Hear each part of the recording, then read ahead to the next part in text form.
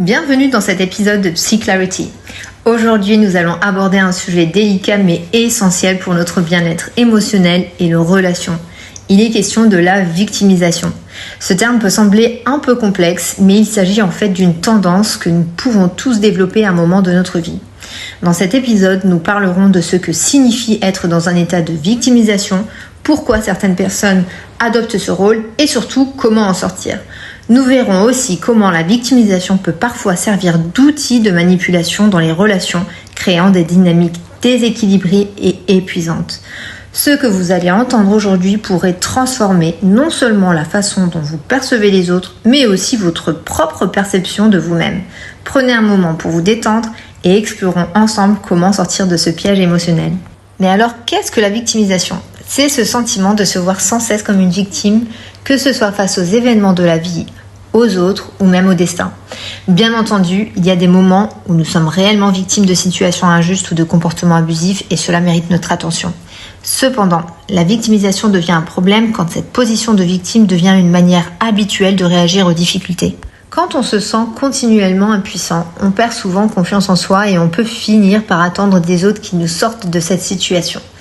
Une étude de Johnson et O'Brien en 2013 montre d'ailleurs que les personnes qui se perçoivent régulièrement comme victimes ont tendance à éviter les problèmes plutôt que de chercher des solutions.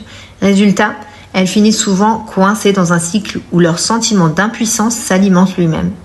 Il y a aussi des cas où la victimisation devient un moyen d'éviter la remise en question. Certaines personnes adoptent ce rôle de manière inconsciente, d'autres peuvent l'utiliser pour obtenir de la compassion ou pour échapper aux responsabilités. C'est là que cela peut devenir toxique, surtout dans les relations. Pourquoi certaines personnes adoptent-elles ce rôle ? Pour certaines, la victimisation est une réponse à des traumatismes passés. Elles ont réellement vécu des situations difficiles et n'ont pas trouvé la force de surmonter ces expériences, restant dans un schéma de pensée centré sur la souffrance. Pour d'autres, se voir comme une victime devient une sorte de stratégie de défense. Cela peut les protéger des critiques et des responsabilités. En adoptant ce rôle, elles manipulent la perception que les autres ont d'elles, ce qui leur permet d'obtenir de la compassion sans jamais remettre en question leur propre comportement. Dans le domaine des relations, on appelle cela de la manipulation émotionnelle. Cela signifie qu'en jouant la victime, une personne peut influencer les autres, souvent sans qu'ils s'en rendent compte, pour obtenir de l'attention, de l'aide ou pour éviter les reproches. Quels sont les dangers de la victimisation et de la manipulation ? La victimisation peut avoir de lourdes conséquences, à la fois pour la personne concernée et pour ceux qui l'entourent. Se voir constamment comme une victime affaiblit l'estime de soi et enferme dans une position d'impuissance où l'on se sent toujours incapable de changer.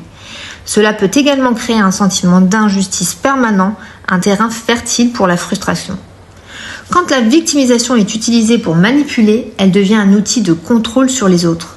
Cela peut créer des relations déséquilibrées où l'autre se sent constamment obligé d'aider ou de comprendre sans rien recevoir en retour. Avec le temps, ce type de relation finit souvent par épuiser ceux qui en font partie. Comment repérer et sortir de ce cycle ? Pour savoir si nous ou quelqu'un de notre entourage sommes coincés dans ce cycle de victimisation, certains signes peuvent nous alerter. En voici quelques-uns. Se plaindre souvent sans chercher de solutions concrètes, éviter les responsabilités et refuser de se remettre en question ou encore justifier des comportements toxiques par la souffrance. Pour pouvoir sortir de ce cycle, la première étape est d'en prendre conscience. Il est important de comprendre que même si certaines situations échappent à notre contrôle, nous avons toujours la possibilité d'agir sur notre façon d'y réagir. Reprendre le contrôle, c'est arrêter d'attendre que les autres nous sauvent et commencer à prendre des décisions par avance. Pour ceux qui se retrouvent face à une personne manipulatrice, il est essentiel d'apprendre à poser des limites. Cela peut être difficile, surtout si cette personne est un proche, mais sans limite, vous risquez de vous épuiser émotionnellement. La résilience est la clé pour se libérer.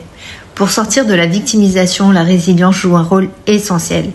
C'est cette capacité à rebondir et à chercher des solutions malgré les difficultés. Être résilient, c'est accepter que la vie peut être compliquée, mais choisir de ne pas se définir uniquement par les épreuves. En développant la résilience, nous reprenons le pouvoir sur notre vie au lieu de subir passivement les événements. Développer la résilience aide à créer des relations plus saines et équilibrées.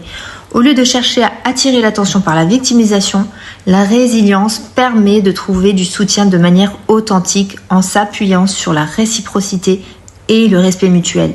La victimisation ne doit pas devenir une identité permanente. Nous avons tous la possibilité de sortir de ce cycle en prenant conscience de nos schémas et en travaillant pour développer notre résilience. La victimisation peut épuiser nos ressources émotionnelles et créer des relations toxiques, mais en reprenant le contrôle, en posant des limites et en travaillant sur notre résilience, nous pouvons construire une vie plus épanouie et authentique. Merci d'avoir écouté cet épisode. J'espère qu'il vous aura permis de mieux comprendre la victimisation et comment y faire face. Souvenez-vous, vous avez le pouvoir de sortir de ce cycle et de reprendre les rênes de votre vie. À bientôt.